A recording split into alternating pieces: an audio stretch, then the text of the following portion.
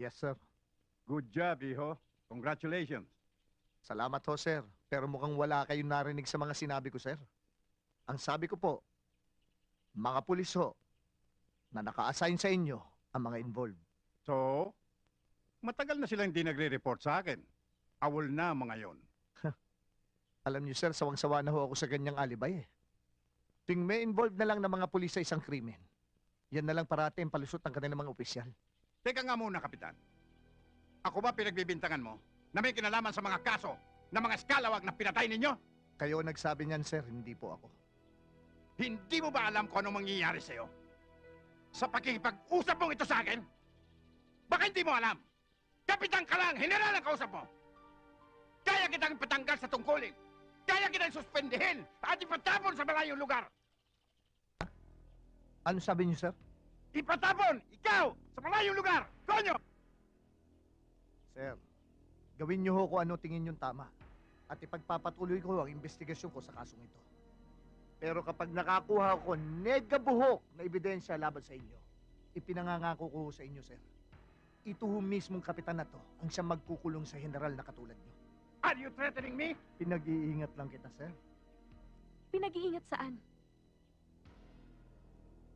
I'm sorry but you're not involved here. Pwes, kinakausap kita. At para paalalahanan mo ang papa na mag-ingat, meron ka masamang iniisip laban sa kanya. Ma'am, Attorney. Attorney Montero. At tandaan mo to. Kapag may nangyaring masama sa papa, ikaw ang una kong hahanapin. attorney, pulis ho ako. At ang isa sa trabaho ko'y mag-imbestiga para malaman ang katotohanan. Tama na yan! Makakalis ka na, Kapitan. Yes, sir. Sir. Arriba, ma'am. Bastos! Sino ba yung walang modo na yun? Bakit siya naging pulis? Iha. He is just doing his job. Then why were you upset? I'm not upset. Sige, I have to go. My baby.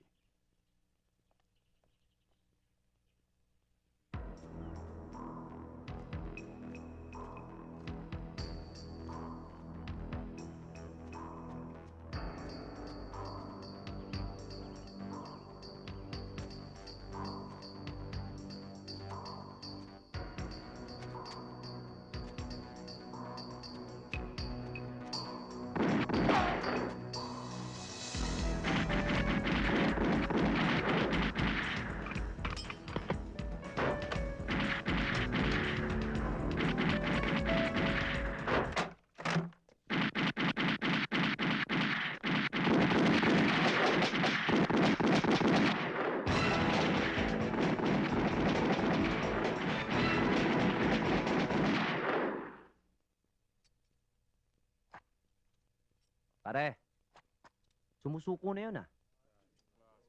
Paskip lang sa kulungan yan.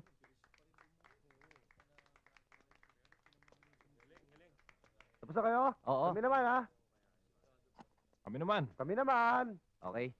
Sige, sige. Ops! Ops! Sir. Ops! Mm. Ayos ba mga Sir. ensayo natin? Santos? Ayos lang, sir. Lockpick! Sir.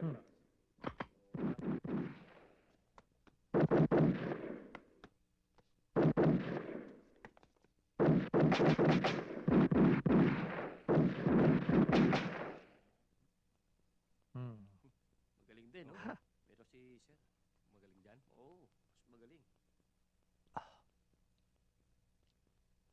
Pare, Matindi. Oo, totoo.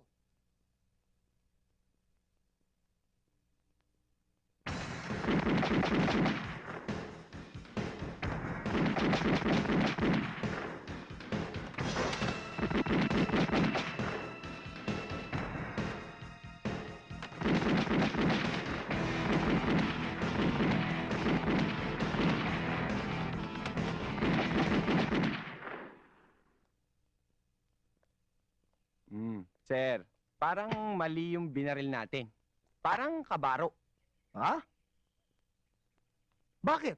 Wala ba kayo napansin? PO1 pa lang. Ito na. Ano, sir? Paano mo naman nasabi yan? Ang hihina naman ng mga mata nyo. Tignan nyo yung hawak. Oh, hindi ba pera to? Ang aga-aga, kurap na. Patong. Ang bilis talaga ng mata mo, sir. Hindi namin nakita yan, ah. Maaring hindi nyo nakita. O nakita nyo rin, hindi nyo lang talaga binigyan ng pansin dahil naka-uniforme. Eto, tandaan mo, Santos. Maski na pulis, kapag nagkasala sa batas, pinaparusahan din ng mga yan.